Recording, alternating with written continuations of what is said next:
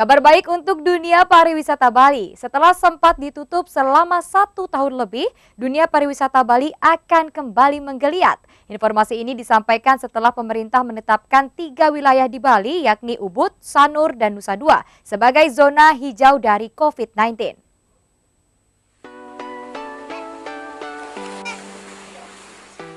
Jelang persiapan pembukaan pariwisata Bali yang diprediksi pada Juni mendatang, sejumlah pelaku pariwisata dan pemerintah bersiap menyambut wisatawan.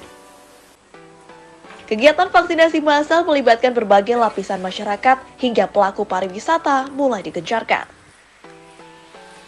Bahkan, pelaksanaan ini dipantau langsung oleh Presiden Joko Widodo beberapa waktu lalu di Ubud Gianyar.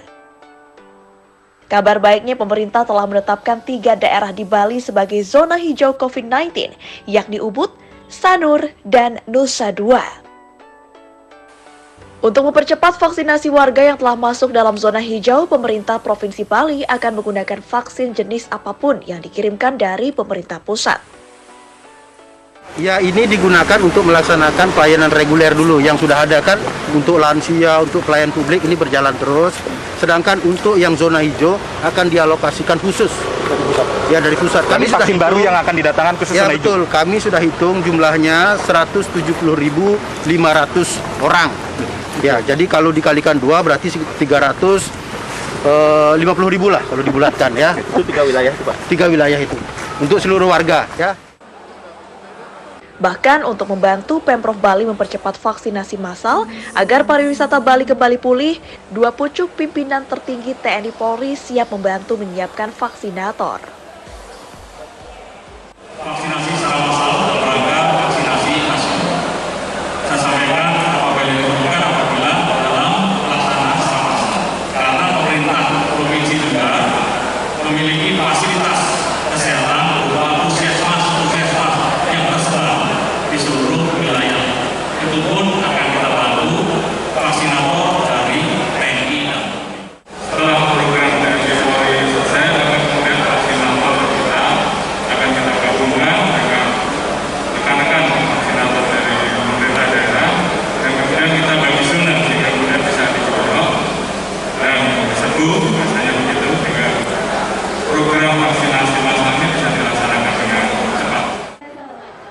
Harapannya dengan pemerintah menggencarkan vaksinasi massal kepada sektor pariwisata, budayawan, hingga tokoh agama, laju penyebaran COVID-19 dapat terkendali. Tak hanya pariwisata domestik, pembukaan untuk turis asing juga akan direncanakan dibuka jika terpenuhi sejumlah syarat yang ditetapkan. Dari Denpasar, tim liputan iNews melaporkan.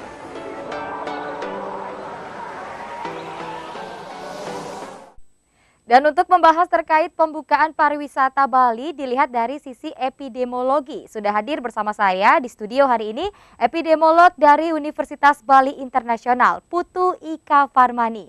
Om Swastiastu, Mbak Ika. Om Swastiastu, selamat kabar? pagi. Baik, ya. Senang sekali bisa hadir di pagi hari ini. Oke Mbak, pagi hari ini kita langsung saja bertanya nih Mbak, untuk kabar rencana pembukaan pariwisata Bali. Bagaimana Mbak Ika sendiri melihat dari sisi epidemiologinya? Ya, pembukaan pariwisata Bali sebenarnya ini menjadi hal yang sangat penting ya, angin segar bagi penduduk Bali, terutama sektor pariwisata. Namun untuk pembukaan pariwisata Bali ini sebaiknya kita masih harus fokus terhadap penerapan faktor pendukungnya. Ya, faktor pendukungnya itu diantaranya adalah 3M ya. Mencuci tangan, memakai masker, dan menjaga jarak untuk pelaku sektor ekonomi ataupun pariwisatanya. Yang kedua itu 3T dari sisi pemerintahnya ya. Dan yang ketiga itu adalah intervensi dengan vaksinasi massal. Baik, jadi ada 3M, 3T dan vaksinasi yang harus diperketat lagi, begitu ya? Benar sekali. Kalau untuk pembukaan pariwisata yang akan dilakukan Juni, sangat dekat ya Mbak ya? Apakah Bali sudah layak atau memang ada faktor lain nih Mbak yang mendukung? Bagaimana Mbak Ika melihat situasi ini? Oke, ini kita punya waktu kan kurang lebih 3 bulan ya. Ya. Jadi sebenarnya kita masih punya waktu untuk menggencarkan 3 faktor tadi. Ya, jadi sekarang yang paling fokus itu adalah dengan cara vaksinasi massal yang digencarkan oleh pemerintah. Harapannya adalah saat pariwisata Bali dibuka, itu masyarakat setidaknya sudah terlindungi dengan vaksinasi, ditambah dengan kedisiplinan untuk menerapkan 3M dan 3T tadi. Oh, jadi walaupun sudah vaksin, 3M dan 3T juga harus tetap dijalankan dengan Iya, ketat. Begitu? benar sekali. Nah, apa tanggapan Mbak Ika sendiri terkait dengan isu herd immunity yang sudah beredar? Benarkah demikian? Apakah Bali sudah bisa dikatakan herd immunity? Oke, untuk herd immunity saya rasa Bali belum bisa dikatakan mencapai fase ini ya, atau kondisi ini. Terlebih lagi dilihat dengan kondisi kita yang masih pandemi. Betul. Kasus setiap harinya masih ada peningkatan ya. Untuk herd immunity sendiri ini sebenarnya bisa kita capai dengan kegiatan vaksinasi. Namun ada target minimal yang harus kita capai untuk mencapai kondisi herd immunity.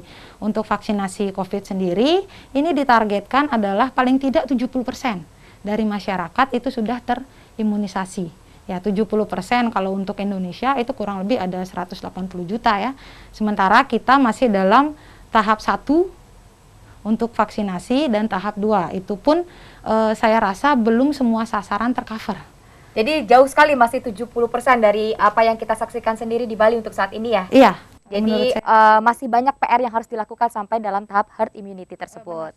Nah, untuk vaksin sendiri, Mbak Ika, seberapa optimal vaksin yang sedang digencarkan oleh pemerintah saat ini untuk membentuk antibodi?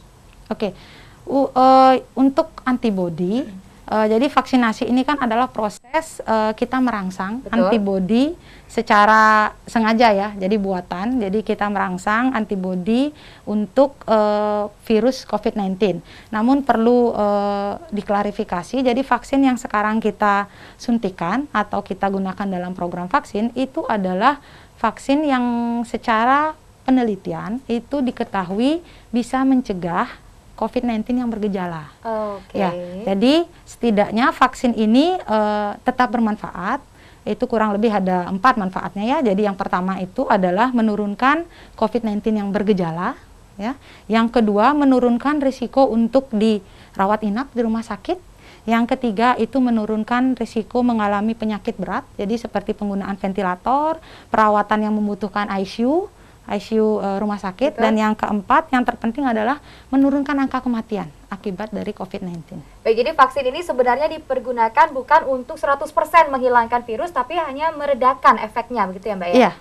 Nah, untuk vaksin itu sendiri, apakah kalau kita sudah vaksin tahap 1 tetap bisa terkena dalam rentan waktu 14 hari tersebut? Ya, ini saya klarifikasi ya.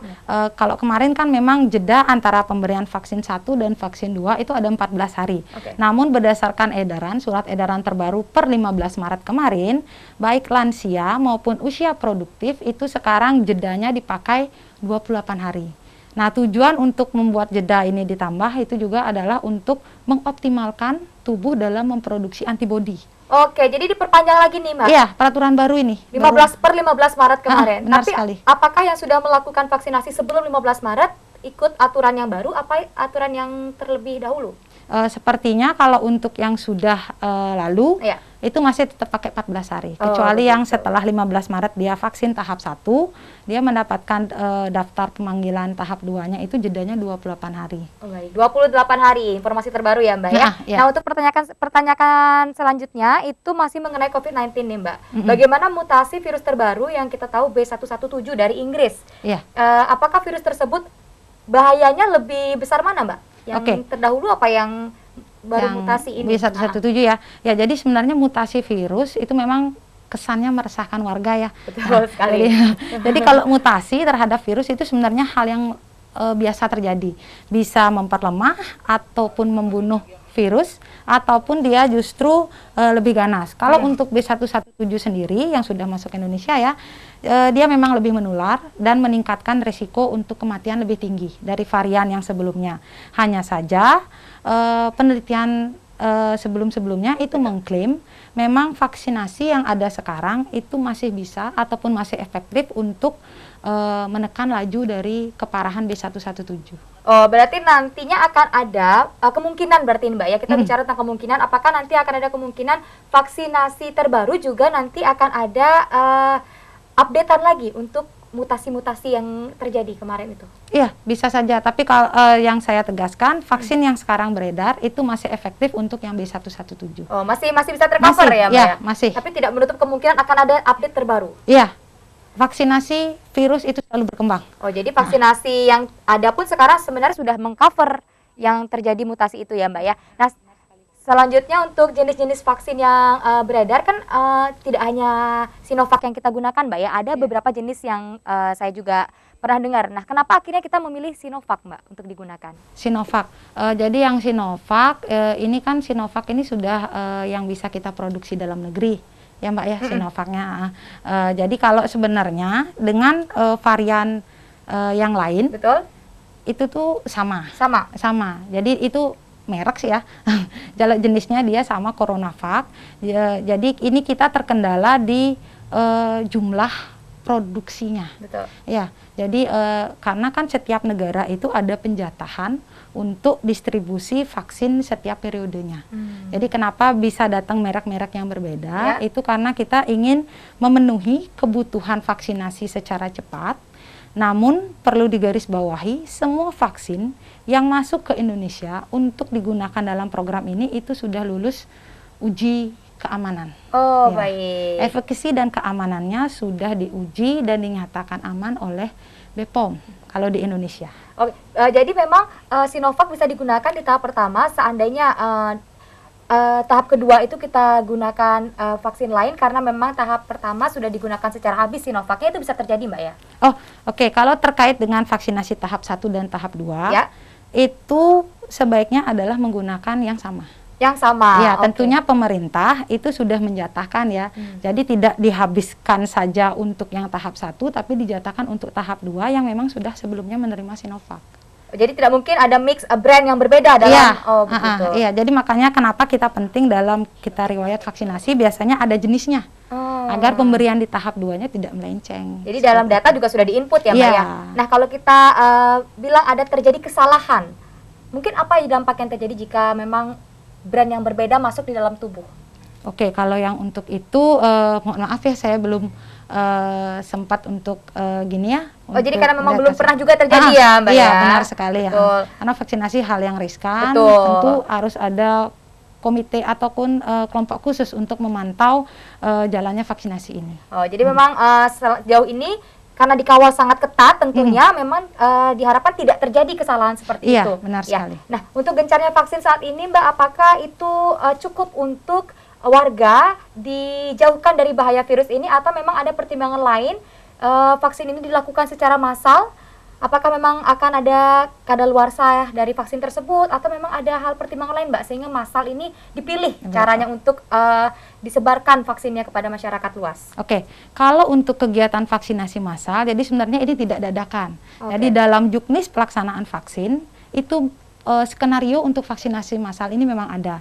Namun mindset yang mungkin harus kita perjelas adalah vaksinasi massal bukan berarti melakukan vaksin di tempat berkerumun gitu ya, maksudnya secara banyak. Namun kita datang ke satu titik, jadi tenaga kesehatan datang ke satu titik yang memang di sana ada sekelompok orang yang rentan dan membutuhkan vaksin. Di sana kita melakukan vaksinasi. Namun dalam pelaksanaannya pun itu harus tetap melakukan prokes, jaga jarak, ya durasinya diatur, waktunya ya antar orang itu tetap harus difokuskan. Oke, jadi memang vaksinasi massal sendiri adalah bukan berkerumunnya yang massal ya, Mbak ya. Sekali lagi saya pertegas adalah ini jemput bola. Jadi memang tempatnya bisa berpindah sesuai dengan protokol kesehatan. Memang warga untuk mendapatkan vaksin adalah warga-warga yang mungkin lingkupnya memang lebih luas ya, Mbak ya. Kita pilih cakupannya lebih luas seperti itu. Jadi harapannya Mbak Ika sendiri selaku epidemiolog terkait dengan warga yang masih takut dengan vaksin nih, apa himbauannya, Mbak, yang bisa disampaikan? Oke, baik. Kalau dari saya untuk warga, vaksinasi yang dilakukan oleh pemerintah ini aman. Karena sebelum dilakukan vaksin itu harus lulus uji dulu. Lulus uji sehingga dia mendapat izin edar darurat ya untuk siap didistribusikan ke masyarakat. Yang perlu saya tegaskan lagi, vaksinasi di sini merupakan intervensi pemerintah dalam mengendalikan kasus COVID. Jadi saya sarankan kalau masyarakat yang sudah mendapatkan etiket ya ataupun sudah menjadi target populasi yang prioritas, segeralah untuk divaksinasi. Vaksin ini sangat bermanfaat untuk mencegah keparahan dari COVID yang terjadi.